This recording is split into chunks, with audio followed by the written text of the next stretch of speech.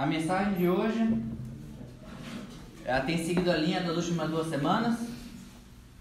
A da semana passada, em específico, ela foi um desafio para mim, porque eu fiquei meditando nela vários dias. E dessa semana foi uma continuação daquela. E o título que eu dei para ela foi Religiosidade sem Espiritualidade. Eu confesso que quando eu li esse título depois de ter escrito a mensagem, eu fiquei pensando, isso é bom ou isso é ruim? O que vocês acham? Religiosidade sem espiritualidade é bom ou é ruim? É ruim. É ruim? E a religiosidade é bom ou é ruim? É ruim. E a espiritualidade é bom ou é ruim? É ruim, depende da situação. Exatamente, o equilíbrio faz toda a diferença. Você ser muito espiritual é bom, só que se você não for religioso, de que adianta a tua espiritualidade? Porque ela é vazia. Agora, se você for religioso e não for espiritual, de que adianta a tua religiosidade se você não está com o espírito naquilo pelo qual você está se esforçando tão rigorosamente? Para isso nós vamos ler 2 textos, um muito conhecido do Novo Testamento e um menos conhecido do Velho Testamento. Continuação do domingo passado, o livro de Amós, capítulo 8. Livro de Amós, capítulo 8. Mais uma visão de Amós.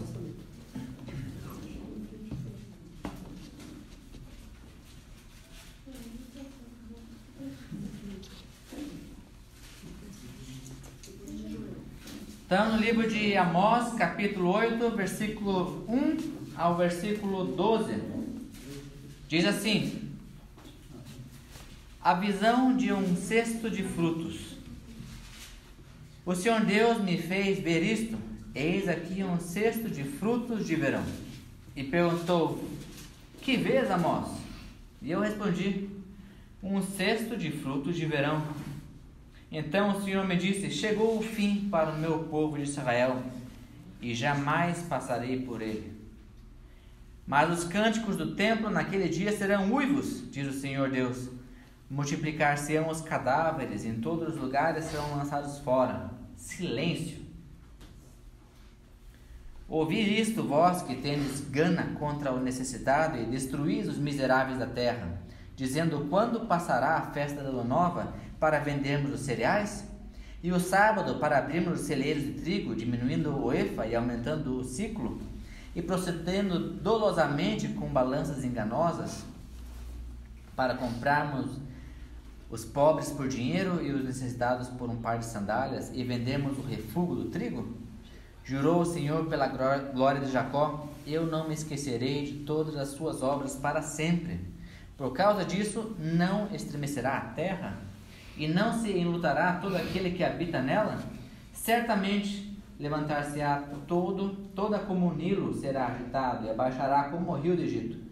Sucederá que naquele dia, diz o Senhor Deus, farei que o sol se ponha ao meio-dia, e entenebrecerei a terra em dia claro. Converterei as vossas festas em luto, e todos os vossos cânticos em lamentações. Porei pano de saco sobre todos os lombos, e calva sobre toda a cabeça, e farei que isso seja como luto por filho único, luto cujo fim será como dia de amarguras. Eis que vem dias, diz o Senhor Deus, em que enviarei fome sobre toda a terra, não de pão, nem de sede de água, mas de ouvir as palavras do Senhor.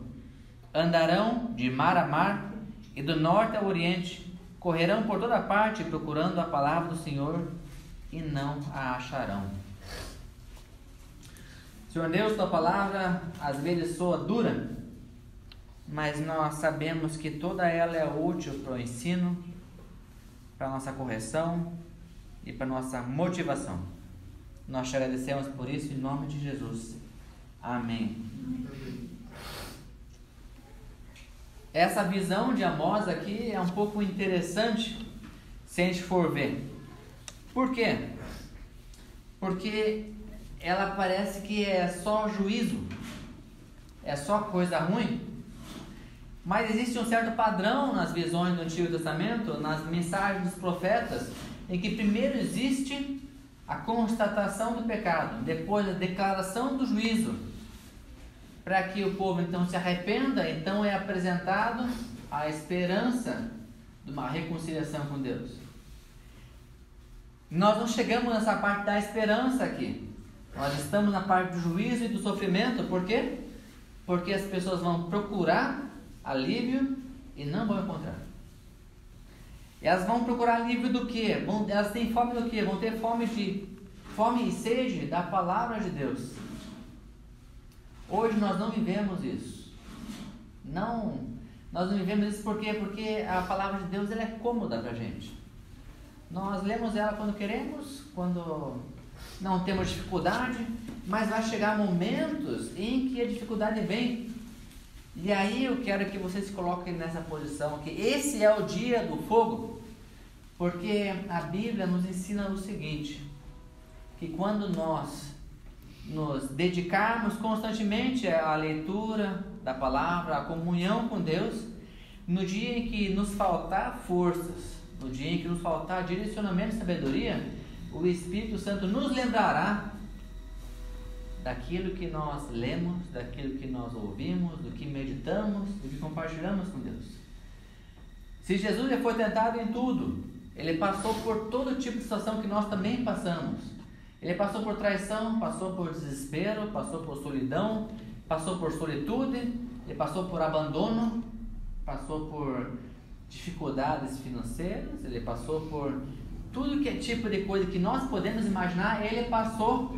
Então não existe nada que nós não podemos dizer que Jesus não sabe que eu estou vivendo. Esse tem um provérbio que fala, olha, só Deus e eu que sabemos o que estou passando. Às vezes é verdade. Alguém de vocês já chegou num dia e disse assim, olha, eu não aguento ir trabalhar, eu quero dormir, não quero ir trabalhar.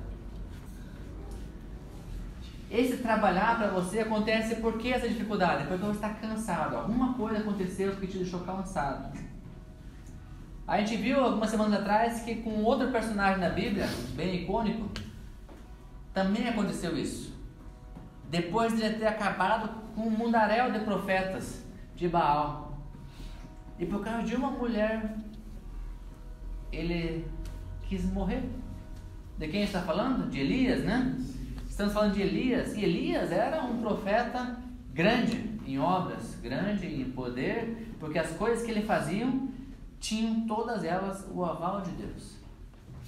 E como que uma pessoa dessa de repente chega lá numa árvore e diz, olha, Senhor, todos os profetas morreram, sobrou só eu e eu quero morrer, estou cansado dessa vida. Quando você está cansado dessa vida, o que aconteceu com Elias lá? Elias recebeu do anjo pão e água. E não foi só uma vez, ele voltou a dormir. E depois o anjo veio de novo. Esse anjo representa o Espírito Santo em nossa vida, se a gente for trazer os dias de hoje, porque esse pão e água, vamos dizer que não só de pão vive o homem, mas de toda a palavra que procede da boca de Deus. E Jesus diz, eu sou a água, o pão vivo do céu, a água, né? E quem crê em mim, rios de vida fluirão dentro dele. Então percebe que esse pão e água de Elias é o nosso pão e água que é Jesus Cristo em nossa vida. Só que Elias, ele tinha comunhão com Deus? Tinha uma certa comunhão com Deus. E você tem uma comunhão com Deus? Eu creio que você tem uma certa comunhão com Deus. E você chegou no teu ponto máximo? Eu acho que você não chegou no seu ponto máximo. Porque o seu ponto máximo vai chegar no dia em que você estiver na glória com Deus. Então, se você não está lá ainda, sorria. Você tem caminho pela frente de aprendizado, de comunhão com Deus. Algumas coisas sobre essa visão de um cesto são peculiares também. Por quê? Porque quais são os frutos que nós colhemos quando vamos fazer uma colheita? Nós colhemos coisas maduras ou colhemos coisas verdes? Maduras. Bom, tem duas, né? Tem gente que usa para vender que vai colher verde para amadurecer no caminho. Mas se você vai comer por teu próprio benefício ali na hora, para matar a tua fome, você vai comer coisa madura, não vai comer coisa verde. E também você não vai comer coisa podre, você vai comer coisa madura. E esse cesto que está aqui são os cestos de frutos de verão. E o que Deus fala em seguida aqui? Chegou o fim para o meu povo de Israel. Por que chegou o fim para o meu povo de Israel? O que o povo de Israel tem a ver com o cesto de frutas maduras? Fica a dúvida, né? Vamos abrir nossa Bíblia no livro de Lucas, capítulo 10. E aí a gente vai ter um paralelo. Lucas, capítulo 10.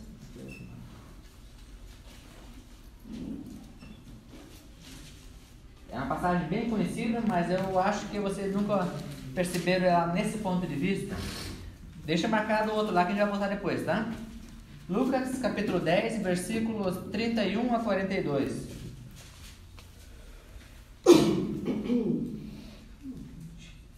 Lucas 10, 38 a 42, desculpa. 38 a 42. Diz assim: indo eles de caminho, entrou Jesus num povoado, e certa mulher chamada Marta hospedou-o na sua casa. Tinha ela uma irmã chamada Maria, e esta quedava-se assentada aos pés do Senhor, a ouvir-lhe os ensinamentos. Marta agitava-se de um lado para o outro, ocupada em muitos serviços. Então se aproximou de Jesus e disse: Senhor, não te importas de que minha irmã tenha deixado que eu fique a servir sozinha? Ordena-lhe, pois, que venha ajudar-me. Respondeu-lhe o Senhor: Marta, Marta, andas inquieta e te preocupas com muitas coisas. Entretanto, pouco é necessário, ou mesmo uma só coisa. Maria, pois, escolheu a boa parte, e esta não será tirada. Qual é a relação que nós vemos disso com a visão de Amós?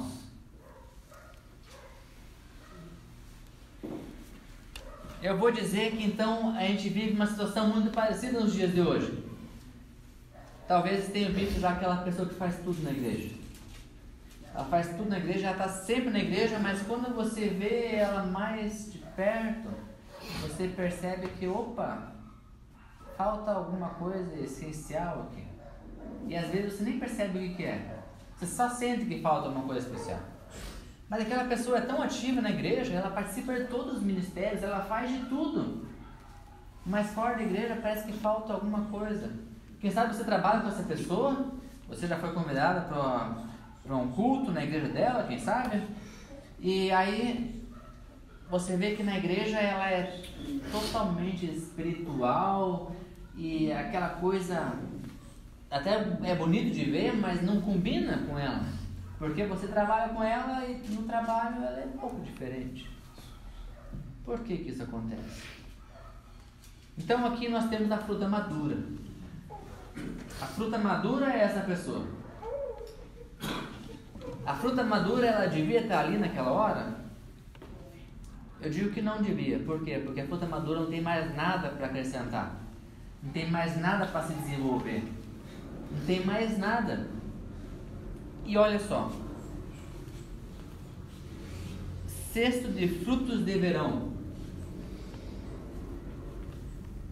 Os frutos do verão, essa passagem aqui, essa visão que Amós teve, vocês sabiam que ela não fazia parte dessa estação do ano? Se a gente não percebe atenção a esses detalhes, não faz sentido o cesto de frutos de verão. O cesto de frutos de verão estava sendo mostrado aqui na primavera. Por que isso? Como é que a gente sabe disso? Porque olha só, certamente levantar-se-á toda como o Nilo, será agitada e baixará como o rio do Egito. Sabe o que acontece aqui? O Nilo, na época da primavera, ele sobe, questão de 8 metros do nível dele, e traz aquele lodo todo junto, e restos orgânicos também, e depois ele se assenta, e aquela terra fica super fértil, e aí dá toda a fruta. Mas naquele momento ali, o que ele está vendo são frutas maduras, e não devia estar frutas maduras, devia ter frutos em desenvolvimento, não frutos maduros.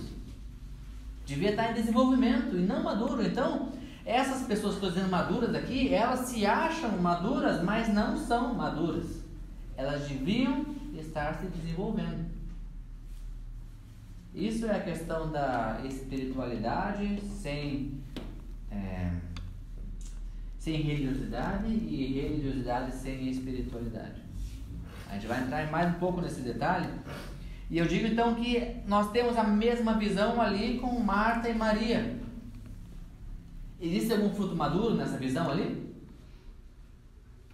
Existe. Quem será? Maria. Não, Marta. Porque Marta, olha só, Marta e Maria eram irmãs, certo? Eram irmãs, moravam na mesma casa, e as duas fizeram uma coisa igual. O que elas fizeram? Convidaram Jesus para sua casa. Agora imagina que vocês e eu somos Marta e Maria, e todos nós aqui convidamos Jesus para a nossa casa, que é a nossa vida, certo? Vocês e eu convidamos Jesus para a nossa casa. Agora, nós somos Marta ou nós somos Maria? Porque nós convidamos Jesus. Olha, Jesus, fica sentadinho que eu vou fazer as minhas coisas do meu jeito, na minha ordem, né? E Jesus fica ali. Eu até acho que estou servindo ele. Ou eu me engano, dizendo para mim mesmo e para os outros que eu estou servindo Jesus. Ele está ali. Enquanto Maria, ela está ali, do lado de Jesus, tendo comunhão com Jesus. Quem está crescendo? É Maria ou é Marta? É Maria que está crescendo. Maria está crescendo porque ela está buscando na fonte. Jesus falou várias vezes que ele não ia estar muito tempo com a gente aqui. E ele fala ali que aquele pouco não ia ser tirado dela. Ela teve sabedoria? Teve. Tem hora de uma coisa e tem hora de outra coisa. Ah, mas quer dizer então que eu tenho que ficar no banco ouvindo Jesus em vez de trabalhar? Não, não é isso. Não é você ficar no banco. É você não ser um ativista na igreja, ou seja lá no que for, porque você tem que fazer. Maria, ela estava se deleitando com Jesus. E você pode se deleitar com Jesus no ministério que Deus te colocou. Se é no ministério de diaconia, se é no ministério de ação social, se é no ministério de visitação, é ministério de oração, aquilo que te dá alegria e você se sente na presença de Jesus, é você ser como Maria. Só que Maria, ela não sabe tudo, ela está aprendendo. Então você também, se você é Maria, você não sabe tudo, você está aprendendo. E cada dia que passa, vem mais aprendizado. Agora, se você é Marta, você já sabe tudo. Você já tem a regra certinha, você fez PhD naquilo lá. E aí, olha só o que vai acontecer. Converterei as vossas festas em luto e todos os vossos cânticos em lamentações. Já pararam a pensar o que significa isso na nossa vida? É quando o nosso ministério nos traz mais alegria e sim lamento. Poxa, de novo eu tenho que ir. Eu canto no louvor ali, mas olha, eu tô cansado, porque sempre tem eu, sabe? Sempre eu tenho que cantar. Mas eu vou, né? Porque afinal de contas, eu sou do louvor, eu tenho que ir.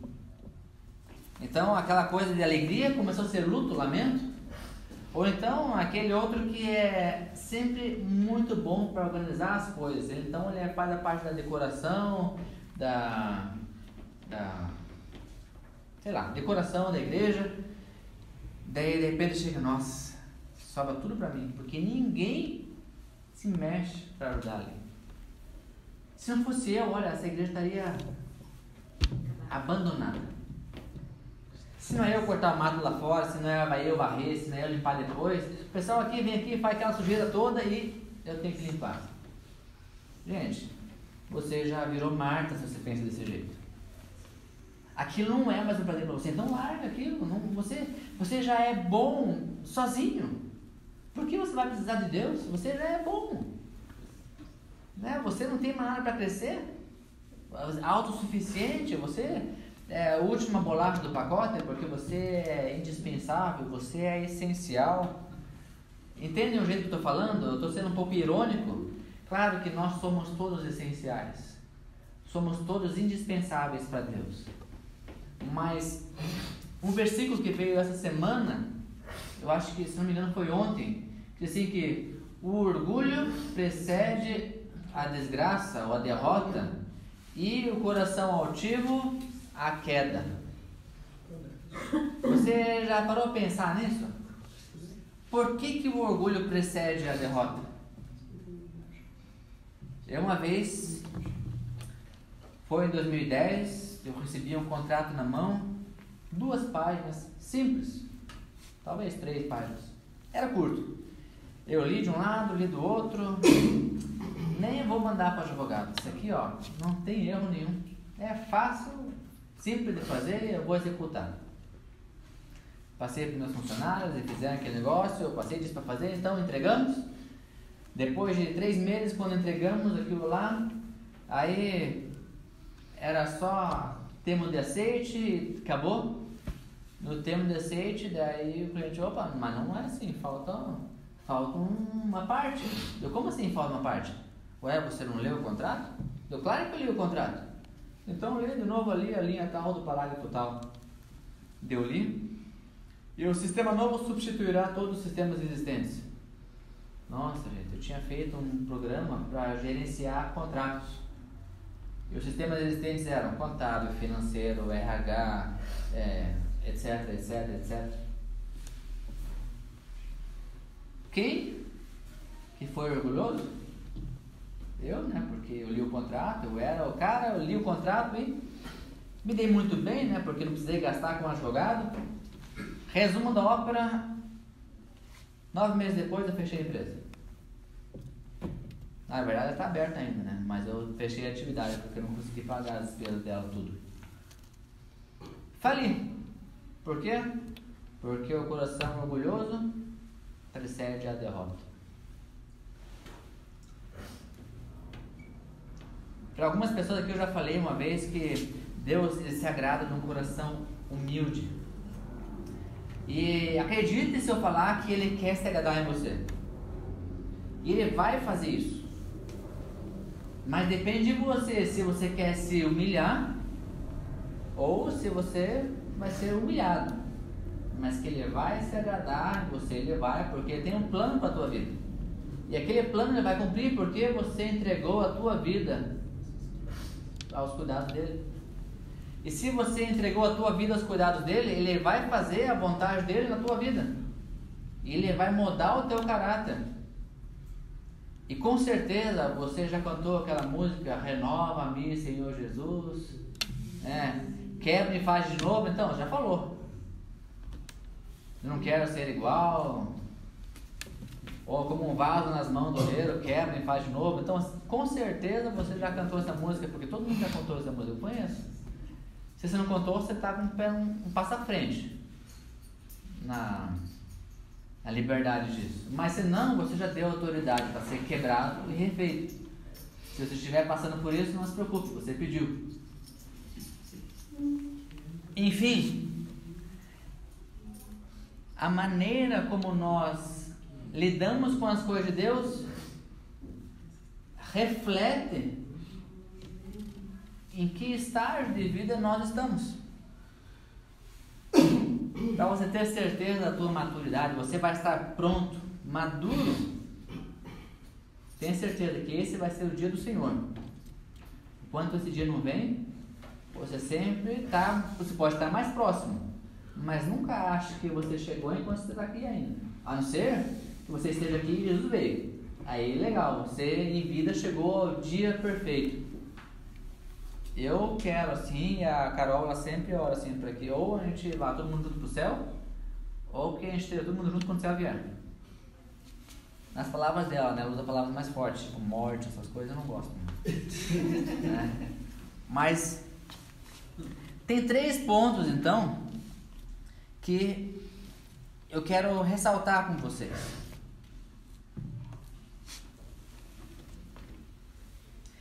Como que nós nos vemos em nosso desenvolvimento espiritual? Aqui a gente está falando agora de espiritualidade versus religiosidade. a minha vida espiritual, ela é limitada a ritos? O que é um rito, por exemplo? Vir aqui para a igreja domingo é um rito? É um ritual? É um ritual. Você orar antes de comer é um ritual? É um ritual. Você orar antes de dormir é um ritual? Você ler a Bíblia quando acorda é um ritual? Bom, se você lê toda manhã é um ritual. Se você não lê, é um ritual de não ler, tudo bem. Mas é tudo aquilo que você faz com uma certa constância, e então isso se torna um ritual. E você já viu aquela expressão, a pessoa vai religiosamente para tal lugar. Segunda-feira sempre vai jogar futebol, isso é religiosamente. Quer dizer, então toda segunda-feira, 7h30 da noite, ele está lá no campo de futebol jogando. Se alguém faz aqui, eu não sei, eu estou chutando. Mas enfim, ele é religioso naquilo, certo? Não é espiritual. Ele é religioso, porque a religião não tem a ver com espiritualidade. Agora, a tua vida espiritual, religiosa, a tua vida de fé, ela é meio ativista? Você tem que estar fazendo coisas para se sentir perto de Deus? Se você não estiver fazendo alguma coisa, então você está longe de Deus? Se não estiver jejuando, se não estiver orando, se não estiver lendo, se não estiver na igreja, se não estiver na reunião de mulheres, se não estiver cantando louvor, se não estiver no bazar, se não estiver na reunião de mulheres, se não estiver... Então eu estou me afastando de Deus. Então você tem que ser uma super pessoa, um super homem, uma super mulher. Então o ativismo para você é sinal de que você é religioso, que você é espiritual? Ou então, o exemplo que eu dei no começo, será que a tua vida, ela é, de sua palavra, mais hipócrita? Porque você fala uma coisa e faz outra? Porque Jesus chama muitas vezes fariseus de hipócritas. Por quê? Porque eles tinham aparência, né? Pomposa. Mas no fundo, no coração deles mesmo, eles não queriam aquilo lá. Ou então, você já está no ponto, algo que você traçou para você, olha, minha vida espiritual, se eu chegar aqui, eu tá bom. E você chegou nesse ponto, então você está bem? Eu queria dizer para você, parabéns, você é ótimo, só que não é assim. Tem muitas pessoas que elas vão na igreja, ou começam a cantar uma música, ou participam de um momento de oração, e não vem a hora daquilo acabar. A tentação é enorme em dia de futebol. Desculpa aí, Eduardo. Sei que você gosta muito de futebol. Não é nada contra nada, pessoal. Mas que o futebol, ele move o Brasil de uma maneira diferente, move. Mas eu também gosto muito de futebol. Eu não sei muito de futebol. Na verdade, eu aprendi o que é impedido com a Cris quando eu estava vendo um jogo. E o cara fez um gol tão bom, meu filho, o cara estava livre, o cara falou que tá impedido. E a Cris deu risada de mim, não, eu estava impedido, não tinha ninguém na frente. Justamente por causa disso ele estava impedido, não podia. Enfim, eu não sei muito de regra, só isso que eu sei. E eu lembro que eu vibrava quando fazia gol, e o pessoal do meu time nunca vibrava com isso, porque eu fazia gol com o meu time. Então, eu decidi que era difícil o futebol. E futebol de botão também foi uma situação difícil para mim, porque eu me machuquei uma vez jogando futebol de botão. Eu fiz um rasgo na testa aqui, porque eu bati com o joelho em cima da tábua, a tábua veio contra mim. Eu estava na casa da minha avó com o meu primo jogando futebol de botão. Eu consigo algumas coisas. São proezas que a gente guarda pro resto da vida. Mas eu incentivo meu filho a jogar futebol, só que ele tem um professor, né? Eu não, eu tentei sozinho, deu no que deu. Enfim, tem coisas que nós fazemos por aparência. Eu estou aqui, mas, agora são 7h05. 15 para as 9 eu combinei de jantar na casa da Jussara. E eu sei que vai ter uma janta gostosa lá.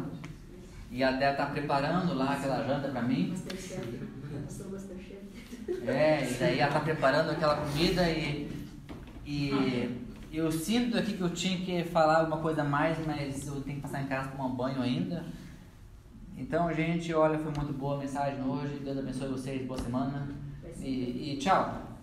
Gente, eu estou no lugar errado, fazendo a coisa errada e na hora errada. Verdade. Foram ilustrações, mas eu quero que vocês percebam que é muito fácil nós pensarmos assim, nós agirmos dessa maneira. É pensando no depois e não aproveitando o momento do agora. Na Bíblia diz que não andeis ansiosos por coisa alguma, porque Deus tem cuidado de vocês. Ou não vos preocupais com nada, mas lancei sobre Jesus todas as vossas necessidades, porque Deus, em Cristo Jesus, suprirá gloriosamente cada uma de vossas necessidades. Outra versão fala com suas gloriosas riquezas, cada uma de nossas necessidades. Então, se eu preciso estar lá 15 para as 9 para a janta, eu vou estar lá 15 para as 9. Se não chegar 15 para as 9, eu chego para a janta. E como eu combinei, mesmo que precisa reaquecer, ela vai reaquecer para a minha janta, né, Gustavo? Vai reaquecer, então. Não vai ter janta hoje, tá, gente? Não vai. Só para você não ficar com vontade. Mas a atitude que você tem com relação às coisas espirituais, se elas forem vinculadas a uma religiosidade é o que é? Disciplina. A disciplina faz você crescer. Um esportista, ele não fica forte, rápido, ágil, vendo os outros fazer, e sim treinando. Quando ele treina, ele fica forte, rápido e ágil. Claro que ele vai ver os outros fazer para aprender como que se faz, depois vai fazer também. E nossa vida é assim espiritualmente também. O tempo que nós temos disponível é para desenvolvimento. Uma vez um pastor no ensino confirmatório, ele falou assim que a vida espiritual é simples de ser entendida. Ou você está crescendo ou você está caindo. Não tem como você chegar, eu estou na minha média, assim, estou na média. Não. Ou você está crescendo ou você está caindo. Se você está na média, tenha certeza que você está caindo. Tá? Você tem que ter certeza que você está crescendo. Se você não tem essa certeza, você está caindo. Tá? Isso é importante. Em terceiro, o nosso desenvolvimento espiritual, ele não está tão preso a métodos. Ele está lastreado em relacionamento. Em relacionamento. Sabe por que eu digo isso com tanta propriedade? Porque Deus, quando criou o homem, Ele disse assim, façamos o homem a nossa imagem e semelhança. Com quem que Deus estava falando? Com Ele mesmo? Aquele negócio, 3 são 1, e os 3, então a trindade, então é Deus Pai falando com o Filho e o Espírito Santo, façamos o homem a nossa imagem e semelhança. Isso, se nós somos imagem e semelhança de Deus, e para que Deus nos fez? Foi para que tivéssemos relacionamento com Ele, foi para que tivéssemos comunhão com Ele. Como que Jesus ensinou as coisas? Ensinou pela comunhão. Não sei se vocês lembram, um pouquinho antes do tempo da Páscoa, nós falamos a respeito de Jesus ensinando no monte, em que ele falava por parábolas, e as pessoas não entendiam, e depois ele chamava os 12 para perto, e falava sem códigos, falava, é assim, assim, assim, assim, assim. Por que ele falava certinho, fácil para os discípulos e falava em parábolas para os outros? Porque os outros não queriam um relacionamento. Os outros queriam as bênçãos que podiam vir da mão de Jesus. Era uma cura, era sei lá o que, um pão, um peixe. Mas os discípulos queriam um relacionamento, esses tinham a água da vida, o pão verdadeiro, né?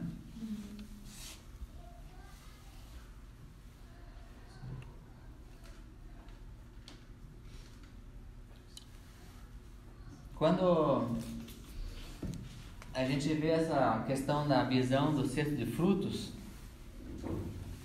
ele fala aqui, Versículo 4 em diante: ouvi isto, vós que tendes gana contra o necessitado e destruís os miseráveis da terra, dizendo: quando passará a festa da lua nova para vendermos os cereais? Alguém tem a versão NVI para ler?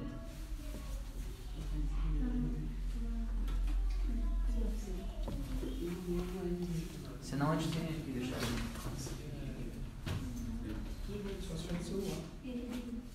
Tem?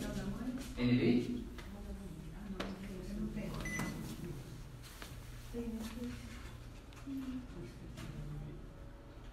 Amós 8, versículo 4.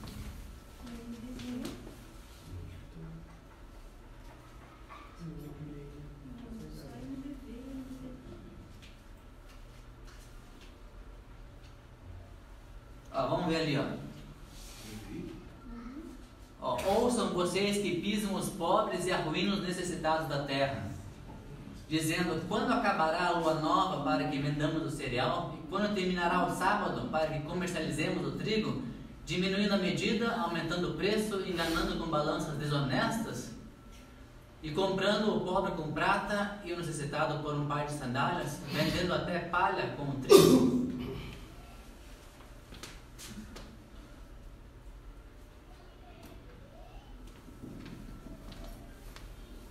Percebe ali que ele deixa bem claro o que a gente vê muitas vezes por aí: pessoas que se dizem umas e na prática depois são outras.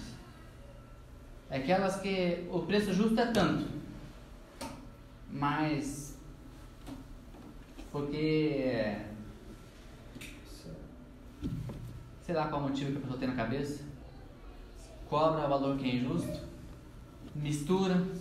Quando vai fazer um produto entregue de menor qualidade, é ganancioso. Isso que acontece ali, Deus fala assim, jurou o Senhor pela glória de Jacó: eu não me esquecerei de todas as suas obras para sempre. Então Deus jamais vai se esquecer dessas coisas, dessas atitudes.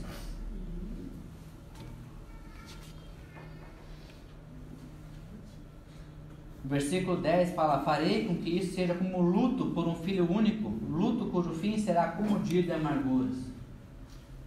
Se a gente pega a Bíblia para ler, essa simbologia que traz, o que o filho único representa? Representa a continuidade do seu nome, da sua família. E o luto pelo filho único quer dizer, você não acabou aqui para você. Isso não vai continuar. Não vou permitir. Deus falando: eu não vou permitir que isso continue. E eis que vem dias, diz o Senhor, em que enviarei fome sobre a terra, não de pão, nem sede de água, mas de ouvir as palavras do Senhor. Aí vai ter aquele momento em que você vai buscar a Deus e você não vai encontrar Ele, porque você já se encheu tanto de você mesmo que por mais que Deus fale, você não vai ouvir. Por mais que Deus te mostre, você não vai enxergar. Isso só vai acontecer se a gente for ler adiante aqui o capítulo do livro de Amós. Vocês vão ver que isso só vai acontecer se houver quebrantamento. A história de Israel, ela é profunda para a gente porque ela mostra isso. Desde os patriarcas, desde Moisés, né?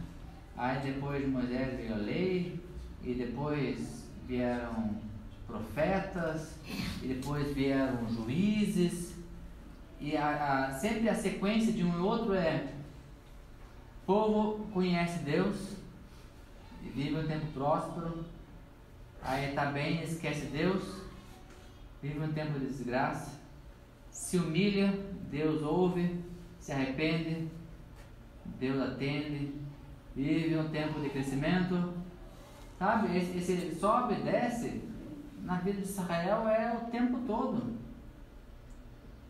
Então não se ache menos se isso também acontece na tua vida, mas é um sinal de detalhe que se a coisa está saindo do prumo é porque você está se achando maduro.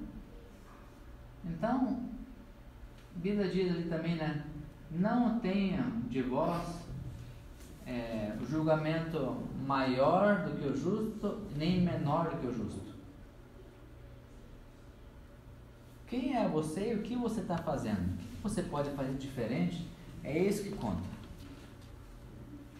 A religiosidade sem espiritualidade é massagear o ego e aplacar a consciência. Então, ser religioso, fazer as coisas por rotina ou por nada mais é do que passar a mão na consciência. Mas isso não vai ajudar ninguém.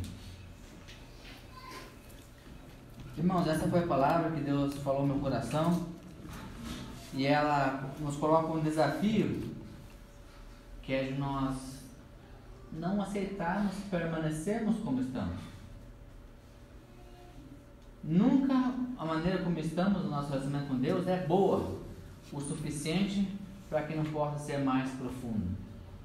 E não adianta nós falarmos eu sou assim, eu fui assim, porque não é verdade. Isso aí é uma mentira que o diabo põe para te prender. E você não pode acreditar nisso. Porque Deus veio para que tivéssemos vida e vida e abundância. Se você acha que isso é vida e abundância, talvez o seu pensamento de vida e abundância seja diferente do que aquele que Deus mostra na Bíblia. Vida e abundância é uma vida que, apesar dos pesares, a alegria do Senhor continua sendo a tua força. A alegria do Senhor continua sendo o teu motor que te empurra para frente. Sempre existe motivo de gratidão no teu lábio. Sempre existe a atitude de gratidão no teu coração. Sempre existe Deus na tua vida.